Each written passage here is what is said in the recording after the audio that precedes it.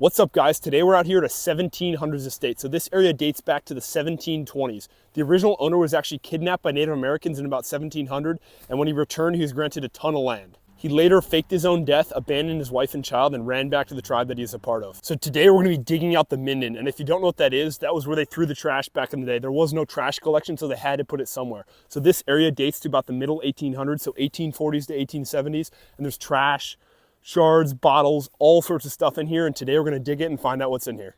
Here's what the house looks like today. It dates to about 1740.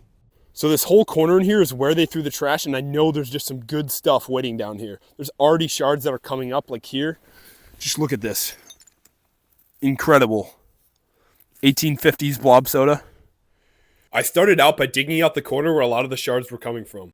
I began to find shards like this piece of an 1860s Cabin Bitters bottle. These would have been quite expensive back in the day. Near the Cabin Bitters shard, I found this base of an 1830s demijohn, as well as more blob soda pieces like the one I showed earlier. These would have been shipped up from large cities like Philadelphia, where they would have been sold with the deposit. Clearly, this bottle was broken before it could have been returned. I kept digging in that area because I knew there had to be some whole bottles nearby. Now, I don't know here, but we might have our first complete whole bottle right here. It's looking whole to me. Just look at that. See if we can get this thing out. Not seeing any embossing, but let's see what we got here. There's a base. Base is whole. Oh, there's a whole pocket of stuff in here. Oh man, that's cool. I kept digging carefully around the bottle in the hopes that there were other whole ones nearby. All right, let's see if we can pull this thing out. Oh, it's gonna be slick too. It is complete though. All right, it is complete. It's unembossed, unfortunately, but it's a whole 1860s, maybe early 70s bottle. It's unclear what this bottle would have held, but probably some sort of patent medicine. As I kept digging, I found more interesting items. One such item was this cow bone. While it may not look like much, this would have been somebody's meal way back when. Because this property was a working farm at the time, I would guess this is about as local as you could get for a meal. In that same area, more bones kept popping out, but pretty soon I got into another pocket of shards. It's clear this family loved consuming soda and had plenty of money, based on the vast number of soda water shards I found. It was quite rainy outside, but you never know when a good find is just around the corner, so I kept going. Here's the shard pile we've racked up so far. Quite a few demijohn pieces. This actually may be the top to that, as well as many Ponel bases. Unfortunately, all broken, but that's 1850s for sure. And then more blob soda pieces, Philadelphia.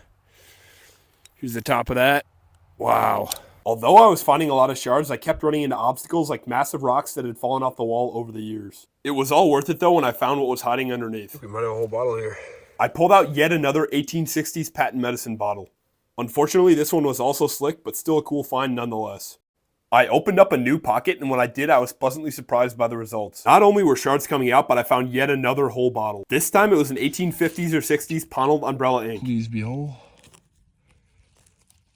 Oh, it is whole. Wow. Oh, wow. That's incredible. Wow. Right after that, I found yet another ink bottle, but this time in a different style. Just got an igloo ink. Hopefully it's whole. Oh, just the top's knocked off. Both of these styles would have been extremely popular in the 1850s and 60s. As I was about to finish up, I found one last pocket with a lot of ceramic items. At first, I couldn't figure out what this item was, but then I found the other half. Turns out it was a cream similar to Vaseline manufactured in Philadelphia between 1842 and 1849. The company also sold other creams, toothpaste, and remedies. Here's what it looked like when I put the two pieces back together. Throughout this dig, I found many fancy items. This correlates with the written records about the wealth of the family that lived here during the 1800s. Oh, even the tiniest shards indicated the wealth of the family, like this Baker's Orange Grove Bitters shard. We ended up finding a couple cool bottles today. Lots of awesome shards from the 1840s through 1870s. I'm completely covered in mud, so thank you guys for watching and see you next time.